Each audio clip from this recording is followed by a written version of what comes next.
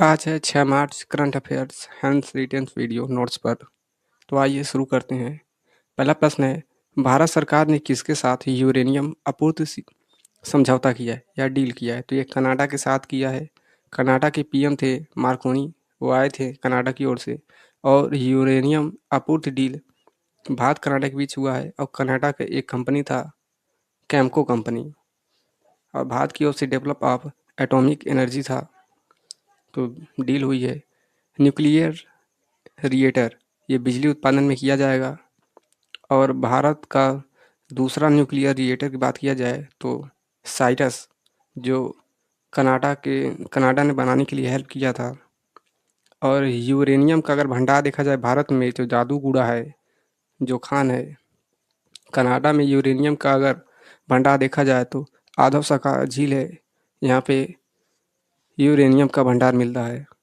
और एक डील और हुई थी यूरेनियम को लेकर भारत और काजिस्तान के बीच, तो इसे भी ध्यान रखें।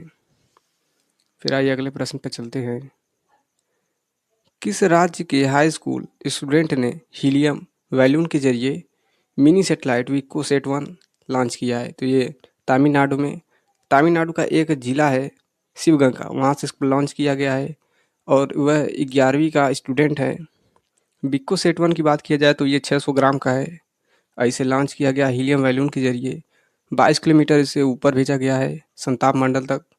और वहाँ पे संताप मंडल में फंगस सोर्स का स्टडी करेगा, फंगस का। तो आइए अगला प्रश्न देखते हैं। अगला प्रश्न है, एजुकेट गर्ल्स की फाउंडर सफीना हुसैन का संबंध किस राज्य से है? तो यह राजस्थान से इनका संबंध है। 16 ग्लोबल लीडर्स में शामिल हुई हैं सफीना हुसैन। एजुकेट गर्ल्स ये एनजीओ चलाती हैं, उनकी फाउंडर हैं एजुकेट गर्ल्स की। और 2025 में रेमन मैगेंसे अवार्ड से सम्मानित किया गया है। इसकी स्थापना 2007 में की गई थी। अगला प्रश्न है, महाराष्ट्र के पालघर मेडिकल यूनिट से कौन सी जहरीली गैस का रिसाव हुआ है? तो ये ओलियम हुआ है, oleum gas. Palghar Bhagoria industry unit है, जहरीली गैस का रिसाव हुआ है ओलियम गैस। इसे फ्यूमिंग सल्फ्यूरिक अम्ल भी कहते हैं। अगला प्रश्न है अमित शाह ने जनगणना 2027 के लिए कौन से मॉर्कोट्स का अनावरण किया है? तो यह प्रगति और विकास का किया गया है। जनगणना ये 16वें नंबर का जनगणना होने वाला है और नोटिफिकेशन जून 2025 में दे दिया गया था। इसके 2 चरण होने वाले हैं। पहले चरण 1 अप्रैल 2026 से शुरू होगा और सितंबर 2026 तक चलेगा। और यहीं दूसरे फेज की अगर बात किया जाए तो 1 मार्च 2027 से लेकर जनगणना शुरू होगा। और ये सितंबर जो है ये हाउस लिस्टिंग होगी। पहाड़ी वाले इलाकों में 1 अक्टूबर 2026 से शुरू किया जाएगा। मॉर्कोट्स का अगर बात किया जाए तो गृह मंत्री अमित शाह के द्वारा किया गया है। और प्रगति और विकास, जहाँ पे प्रगति फीमेल बताया गया है और विकास मेल बताया गया है, जिसमें लैंगिक समानता बनाए रखना इसका उद्देश्य है। अगला प्रश्न है, अंतर्राष्ट्रीय निस्त्रीकरण और अप्रसार जागरूकता दिवस 2026 कब मनाया गया है? तो यह 5 मार्च को मनाया गया है। परमाणु हथियार को नियंत्रण करना इसका उद्देश्य है, जो ग्लोबल सिक्योरिटी को भी बढ़ावा देना है।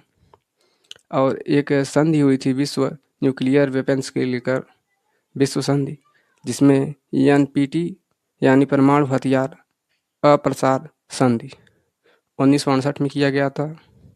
और दूसरा है सीटीबीटी संधि, यह व्यापक परमाणु परीक्षण प्रतिबंध संधि, जो 1996 में किया गया था। इसमें भारत भाग नहीं लिया है। उसके बाद अगला प्रश्न है, अंडर 19 क्रिकेट विश्व कप का विजेता है? तो ये भारत अब की बार विजेता बना है और यह इंग्लैंड को हराया है।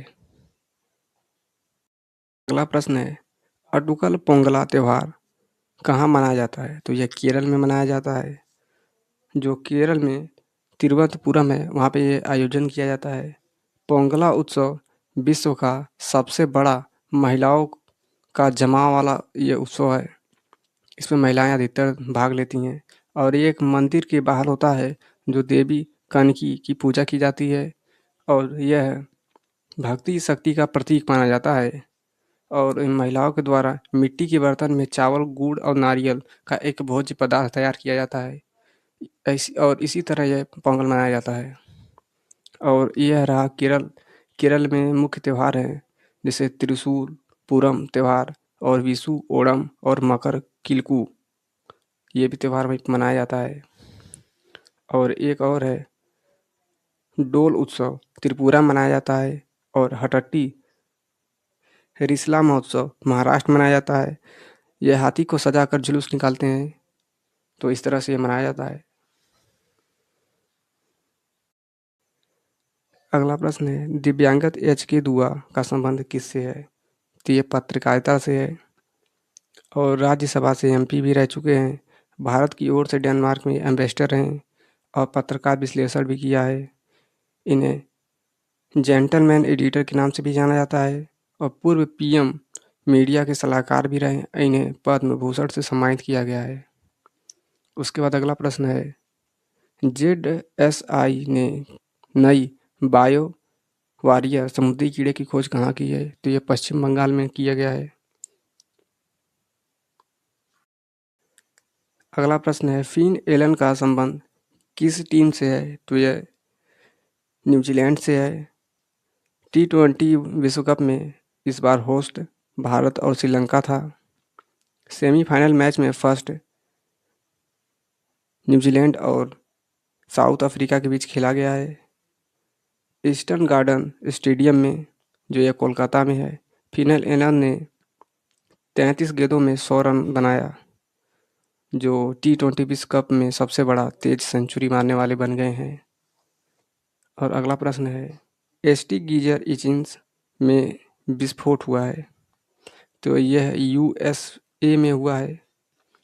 और यह एसटी गीजर है जिसका नाम इचिंस है और यह पृथ्वी की गर्मी के कारण विस्फोट होता है।